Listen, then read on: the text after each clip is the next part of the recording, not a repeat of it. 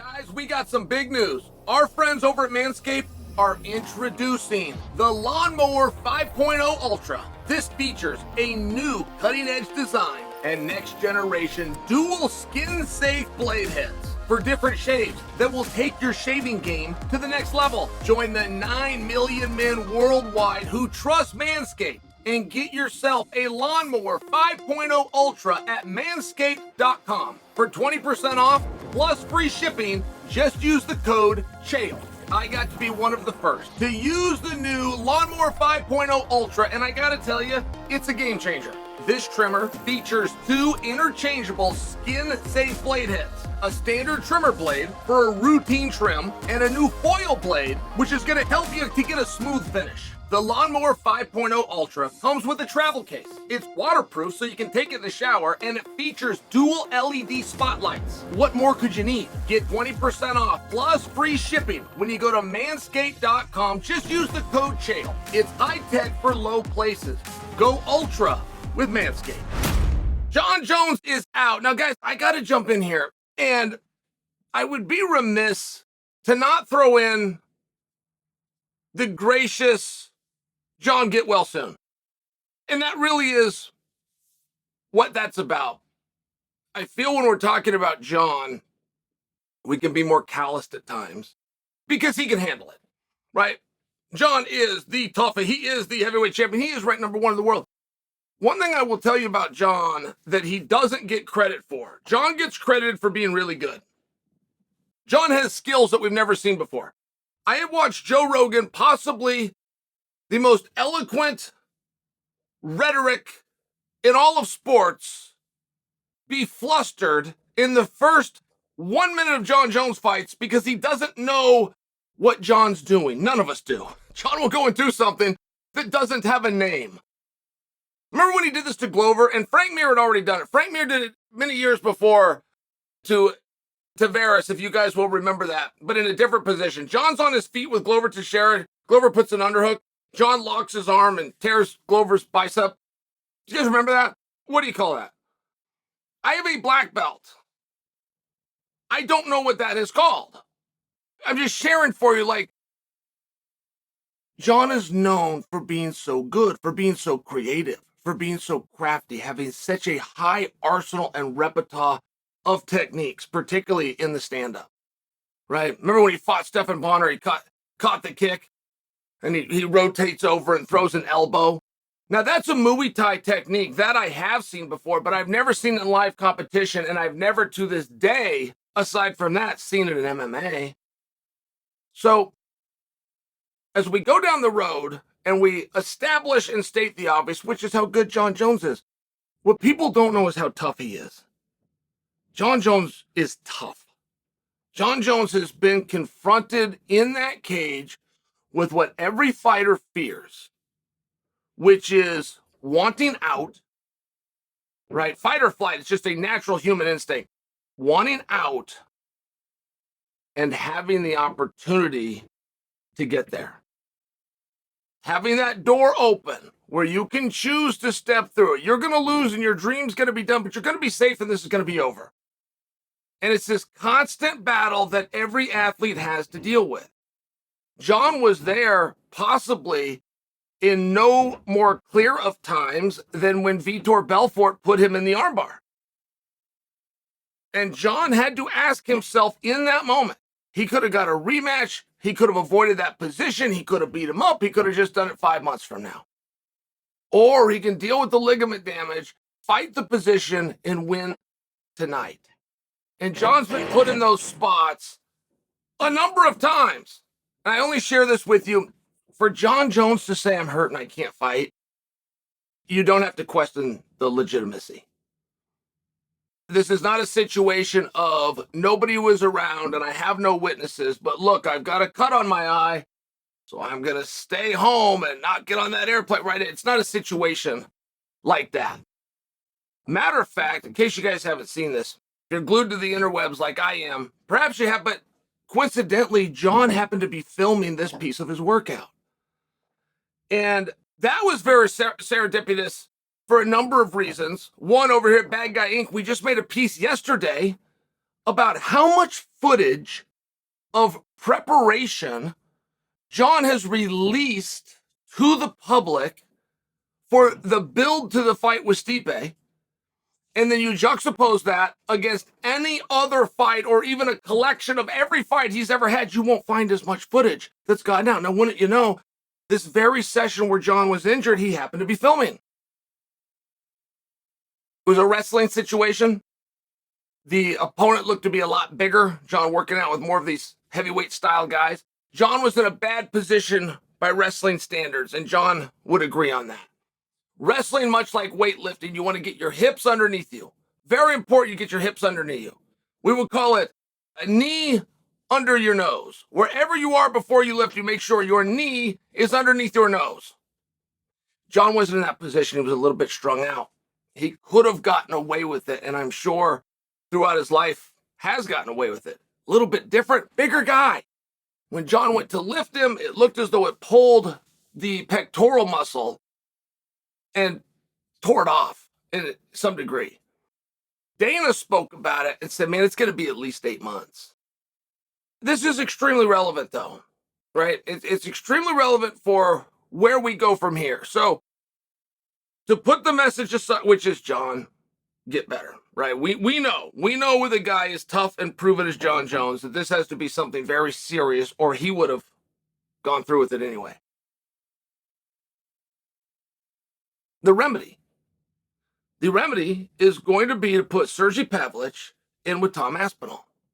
Now, there's few things that I love and enjoy hearing myself say to you guys more than we will fiercely adhere to the rules that we make up on the spot. Guys, this is the second time. This is the second time in as many weeks. We have a backup fighter, right? We had Khamzat a week ago. Khamzat was the backup fighter. We needed a backup. We did not go to Khamzat. So now we're in a situation where Sergey Pavlich has been named the backup fighter. But he was named this close to 2 months ago. Now, I told you guys, Sergey's got a problem. And the problem is, he can't get his message out. This is nobody's fault but Sergey's in terms of not knowing he was the backup fighter. Sergey is on the tip of everybody's tongue. The hardcores, you guys, me, we're there. We know exactly who he is. We know his beautiful record. We know his one loss, and it was his debut to Overeem. We know that he's knocked out his last 6 guys. We know that he's been scheduled in main events. We know that he was the top draw. We know that when Tom Aspinall himself laid out a round robin to get to a world title fight, he conveniently left out Pavlich. We know all of these things. But the little old lady in Iowa that you make your living off of, if Sergey Pavlich walked in her house right now and stole her keys to her car, she wouldn't be able to tell the police who stole the keys to her car. They don't know what a Sergey or a Pavlich even is. But that's his fault. He was put in a golden position. He doesn't need highlights and videos and memes. He doesn't need any of these things. He has access to those. He can hire his own guys. It's what Paulo Costa did. It's what Henry Cejudo did. And both of those guys stole the idea from the original, which was Colby Covington, the first guy to bring in his own camera crews and promote his own pieces and get it out to the world, confusing the world because everybody assumed that the UFC was Colby Covington. Sergey Pavlich has access to the same stuff. I got to bring this to you. This is a massive deal. It's a massive deal. A backup fighter is to do just that. If one of the guys gets hurt in your principal event, the backup fighter goes in. In this case, the backup fighter does not go in. What in the hell was the point of having him? Do you think that Tom Aspinall versus Sergey Pavlich, as much as we like that, right? That represents what's next. That represents the youth. That is for sure. Those are the right 2 guys to carry the torch for the next at least a half a decade. Out with the old, in with the new. But do you think for one moment that Sergey Pavlich versus Stipe Miocic isn't a bigger fight than that? Of course you don't. Of course you don't. And this is no one's fault that Sergey couldn't get that fight other than Sergey. You won't even hear Sergey coming out doing interviews saying today what I'm saying about him. I'm sticking up for him. I'm standing up for him right now. Even if it looks like I'm giving him the business, I'm giving him the business as a way of serving and helping him. And it's more than he will do for himself. So then, you got to understand the rest of this. The rest of it is, as of right now, we're going to take Stipe and Jones and we're going to move them to 2024. We're going to do a big fight in 2024. Okay, hold on. I know that we follow the rules that we make up on the spot, but I also know there's something to be said for history. So listen to how this is going to go. Madison Square Garden, you're going to have an interim championship fight. You're going to have Sergey Pavlich versus Tom Aspinall. One of them comes out interim champion somewhere in 2024 at a minimum of 8 months from now. At a minimum of 8 months from now. You're then going to have an undisputed title fight. Do you guys see the problem? This has never happened. If you have an interim champion, when the undisputed champion returns, they fight every time. Not some of the time, every time. So you're either out of nowhere going to have to take the belt off Pavlich, which has been done before. They did it to Colby Covington. Colby beat the BMF champion and never became BMF champion. Colby became the interim champion, never lost it, and no longer was the interim champion. Like, this can be done, but why? Why? Think about what you're saying. You're going to bring Stipe, and Stipe's already been out for 2 years. I check my words when I speak about him. I admire him as a man, and his athletic skills are beyond rebuke. But he's still a man. He's still a human. He's been out for 2 years as is. He's now going to be out another year. So we're going to have a guy that's been out 3 years take on a guy that's fought one time in 4 years. And that's going to be for the undisputed belt. Meanwhile, we got two busy KG veterans over here. And they're going to fight for a fake belt, which to preserve the match over here, we're going to have to take from them at some point. Why give it to them in the first place? Yuri Prohaska was given 1 week before they took the belt back. I know you guys love to say he relinquished it. They took the belt back in 1 week. Jamal Hill had 2.5 weeks. The belt came back. Jon Jones has fought one time in 3 years. He is now going to sit a minimum of 8 months. I don't believe, by the way, when you hear 8 months, I don't believe that means a return to action. I believe that means a return to the gym. So then you've got the preparation that goes on it on the backside of that. It's a very interesting spot. But if you don't put Jon with Stipe, right, you're going to put Jon, at that point, will have fought one other time, which was a squash match against a dude that folded.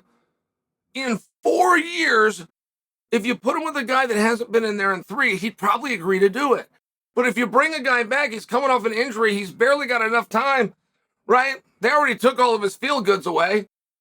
And you're going to put him in there with either Sergey Pavlich or Tom Aspinall, who's a young guy that's been busy and been on a schedule. I don't think you're going to be able to make the match.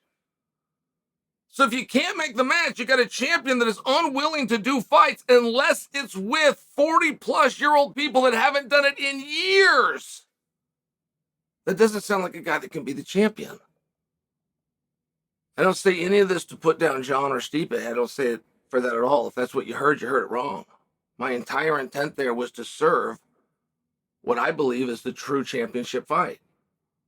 Sergey versus Tom Aspinall, for me, is the true, undisputed championship fight. This sport, to this day, is ran the same way as it was in 1993 when they set up that octagon for the first time in Mobile, Alabama. It is volunteer. You raise your hand. Do you want to do this? Do you believe you're good enough to do this? If it's yes to both of those, we will take you at your word and you're given an opportunity. We have 2 guys who are willing and ready to do this. And they're going to do it in a main event on pay-per-view hosted by the worldwide leader of ESPN at the Mecca of Sports, Madison Square Garden. There is nothing about that is not the true championship fight.